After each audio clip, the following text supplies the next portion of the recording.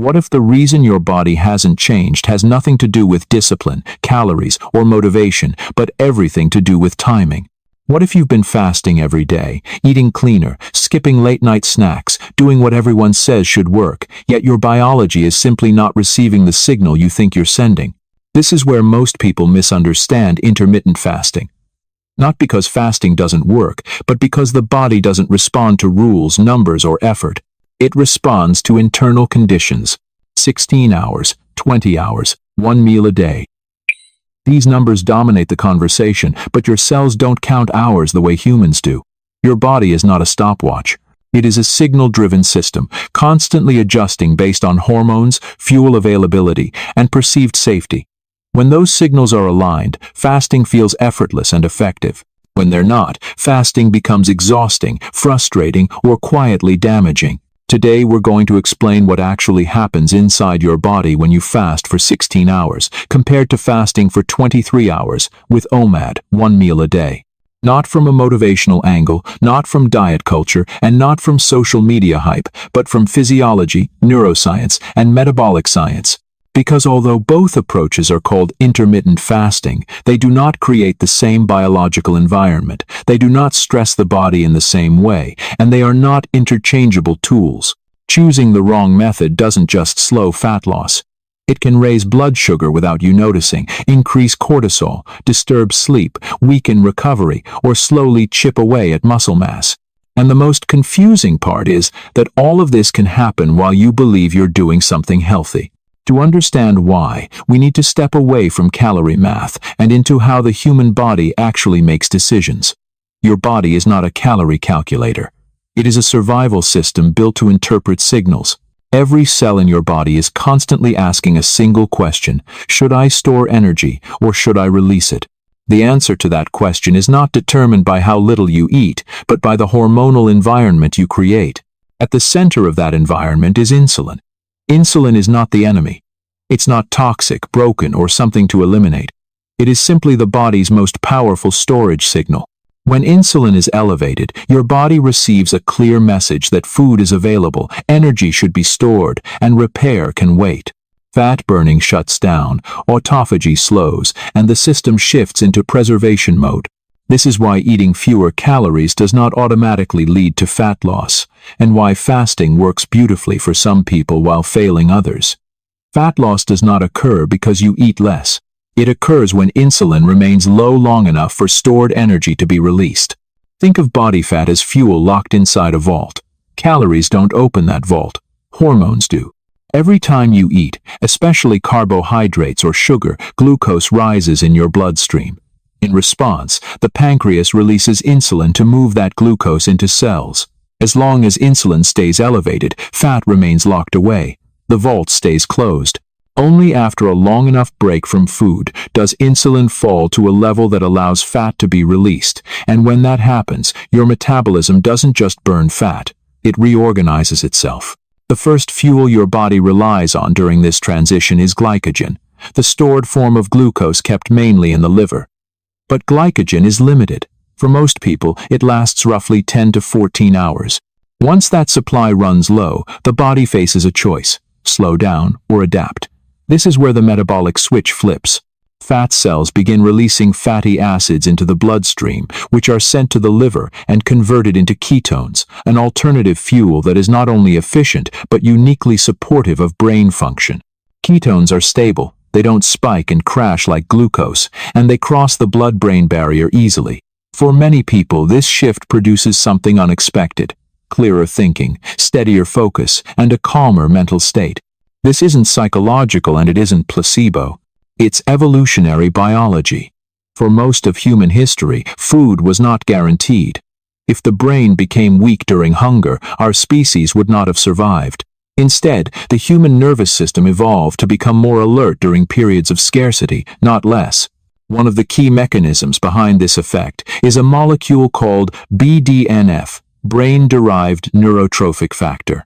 As fasting progresses and ketones rise, BDNF increases, supporting neuron growth, strengthening connections between brain cells, and improving learning, memory, and emotional regulation. In other words, fasting doesn't just change how you burn fuel, it changes how your brain operates. But here's the part that most people miss. This state does not activate the moment you skip breakfast. It only occurs once insulin stays low long enough and glycogen is sufficiently depleted.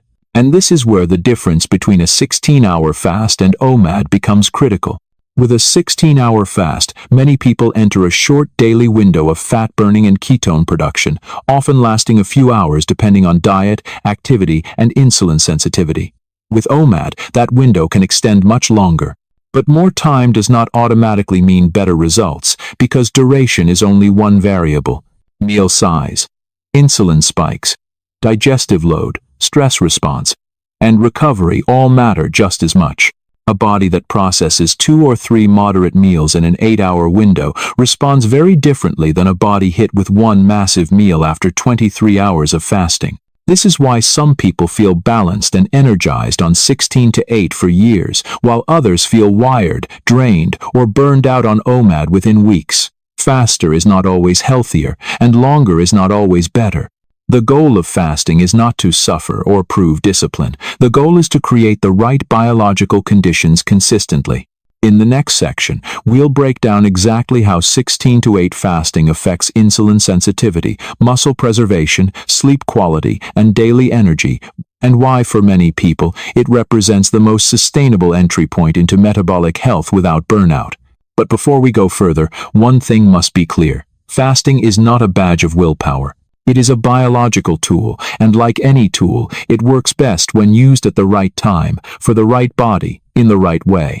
To understand why 16 to 8 works so well for many people, you have to stop thinking of it as skipping breakfast and start seeing it as a daily metabolic rhythm. It's not extreme. It's not aggressive. It's a gentle, repeatable signal that teaches your body how to switch between storage and fat burning every single day without overwhelming the system. After your final meal in the evening, insulin remains elevated for several hours as your body processes glucose and replenishes glycogen stores in the liver. During this time, fat burning is minimal. Your body prefers the fuel that's already circulating in the bloodstream. But as the night progresses and no new food arrives, insulin slowly declines. By the time you reach the 10 to 14-hour mark, glycogen stores begin to run low. This is the point where the metabolic environment starts to change. With 16 to 8 fasting, most people cross this threshold daily. Not briefly, but consistently. And consistency is what matters. Once insulin stays low long enough, fat cells begin releasing fatty acids, and ketone production gradually increases. This creates a short but meaningful daily window where your body is actively burning fat instead of storing it. Over time, this repeated exposure retrains metabolism. One of the most important adaptations that occurs with 16 to 8 is improved insulin sensitivity. When you give your body regular breaks from food, cells become more responsive to insulin instead of resistant to it. Glucose is cleared from the bloodstream more efficiently, less insulin is required to do the same job, and blood sugar becomes more stable. For people with early insulin resistance, prediabetes, or stubborn abdominal fat, this adaptation alone can be transformative. Another major advantage of 16 to 8 is muscle preservation. There's a common fear that fasting leads to muscle loss, but physiology tells a different story. During short-term fasting, growth hormone levels increase significantly. Growth hormone helps protect lean tissue while encouraging the body to use fat as its primary fuel. When combined with adequate protein intake and resistance training, 16 to 8 can support fat loss without sacrificing muscle mass. This is one reason many athletes and physically active individuals prefer this approach over more extreme fasting protocols. Sleep quality is another often overlooked benefit. Late-night eating keeps insulin elevated and digestion active at a time when the body is meant to wind down. By ending food intake earlier in the evening, 16 to 8 aligns eating patterns with circadian rhythm.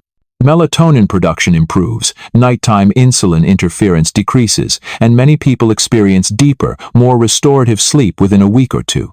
Better sleep, in turn, improves appetite regulation, stress resilience, and metabolic health. Just as important is psychological sustainability. 16 to 8 fits into real life. You can still share meals with family, eat lunch with coworkers, and maintain social routines. There's no pressure to consume an entire day's worth of nutrition in one sitting. Meals are spread out enough to support digestion, nutrient absorption, and satiety. This reduces the risk of binge cycles, food obsession, and rebound overeating. That said, 16 to 8 is not magic, and it's not immune to misuse. If meals within the eating window are dominated by refined carbohydrates, sugar, and ultra-processed foods, insulin may never fall low enough to fully activate fat burning. In that case, fasting becomes little more than time-restricted calorie cycling. Food quality still matters. Protein intake still matters. Micronutrients still matter. The first week can also feel uncomfortable. Hunger, low energy, and mild brain fog are common as the body learns to switch fuel sources. This isn't failure, it's adaptation. Within days, most people notice hunger stabilizing, energy improving, and mental clarity returning. The body is remembering an ancient skill it hasn't needed in a food-abundant environment. Compared to OMAD, 16 to 8 places significantly less stress on the nervous system. Cortisol remains more stable. Digestive demands are spread out. Recovery systems are not compressed into a single narrow window. For people with sensitive stress responses, demanding jobs, or complex family lives, this matters. Chronic stress and aggressive fasting do not combine well. This is why 16 to 8 is often the most effective starting point for metabolic health. It builds flexibility without shock. It teaches the body to burn fat without forcing it. It allows adaptation to occur gradually, which is how biological systems prefer to change. But this does not mean OMAD has no value. It simply means OMAD is a different tool, with a different cost-benefit profile. And understanding that difference is essential before using it. In the next section, we'll examine what happens when fasting extends to 23 hours, how OMAD dramatically amplifies fat burning and ketone production, and why that intensity can be both powerful and problematic, depending on who you are, how you eat, and how well your body tolerates stress. Because in metabolism, more intensity is not automatically better. Precision is. When fasting extends to 23 hours, the metabolic experience changes dramatically. OMAD, or 1 meal a day, is not simply a longer version of 16 to 8. It creates a very different physiological environment, one that amplifies fat burning and ketone production, but also places greater demands on the body's stress response, digestion, and recovery systems. This is why OMAD can feel powerful for some people and destabilizing for others. After 20+ hours without food, liver glycogen is fully depleted in most individuals.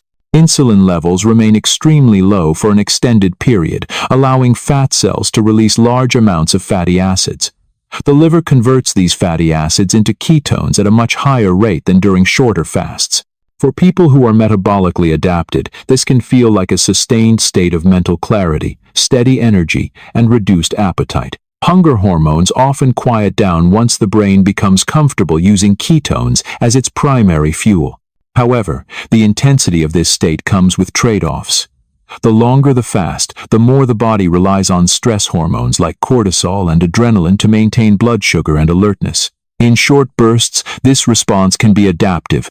Over time, especially in already stressed individuals, it can become burdensome. Elevated cortisol may disrupt sleep, impair recovery, and increase feelings of irritability or anxiety, even if fat loss continues. The biggest challenge with OMAD begins not during the fast, but when the fast is broken. After 23 hours of near-zero insulin, the body is suddenly asked to process an entire day's worth of calories, protein, carbohydrates, fats, fiber, vitamins, and minerals in a very short window. This creates a sharp insulin surge. The swing from deep fasting to deep feeding is abrupt, and the pancreas, digestive system, and nervous system all have to respond at once. For some people, this insulin spike can temporarily raise blood sugar higher than expected, particularly the following morning. A large evening meal takes time to digest and assimilate. Glucose clearance may still be underway hours later. This is why some individuals on OMAD are surprised to see elevated fasting glucose despite eating less frequently. It's not a failure of discipline, it's a timing and load issue. Digestive tolerance is another limiting factor. The gastrointestinal system evolved to handle food in waves, not floods.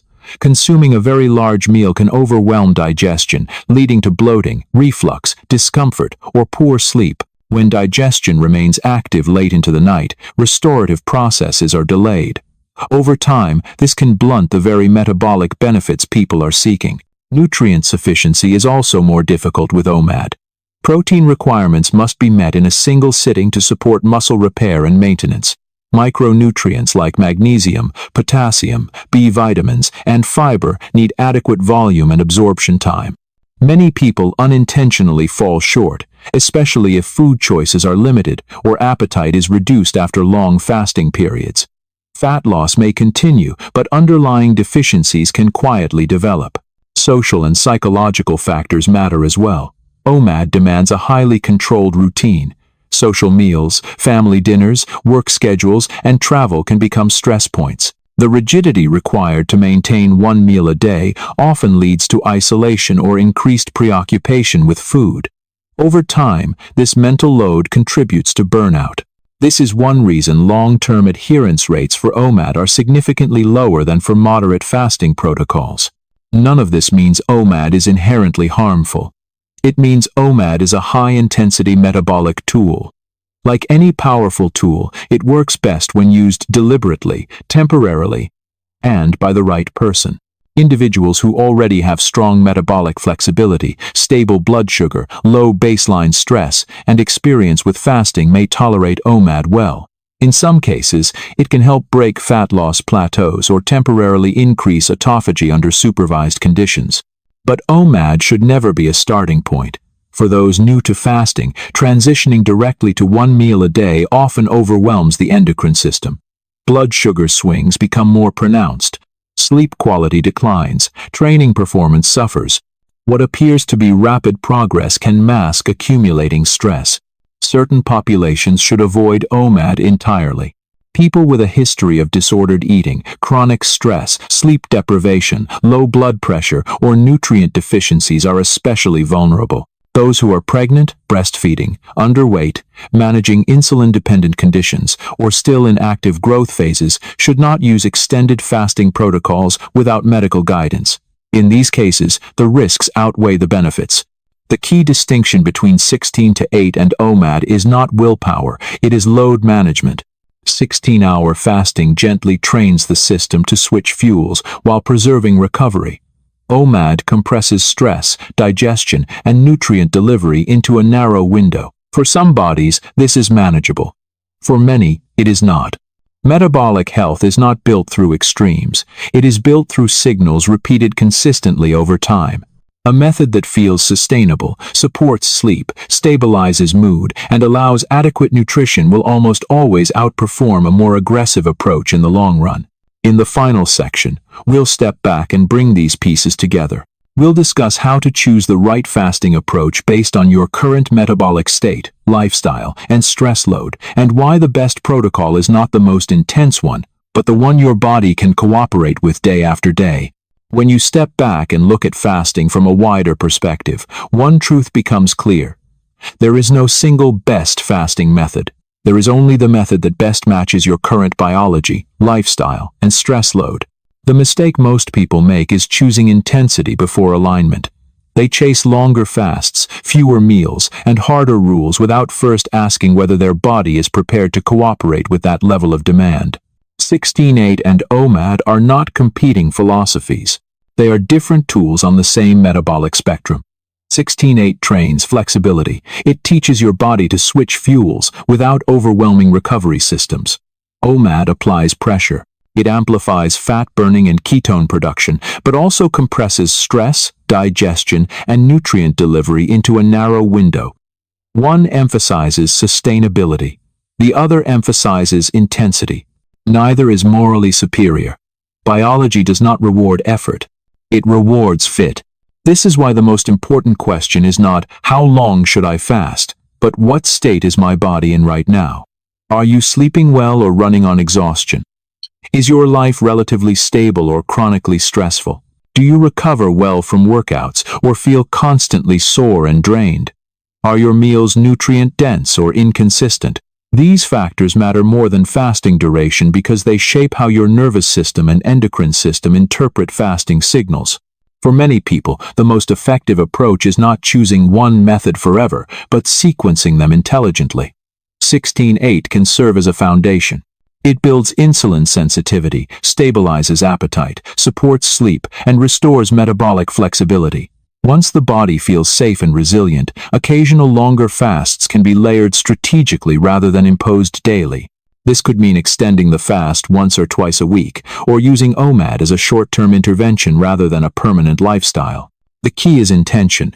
Fasting should feel purposeful, not punishing. If a protocol consistently disrupts sleep, increases irritability, weakens training performance, or creates obsessive thoughts around food, those are not signs of discipline.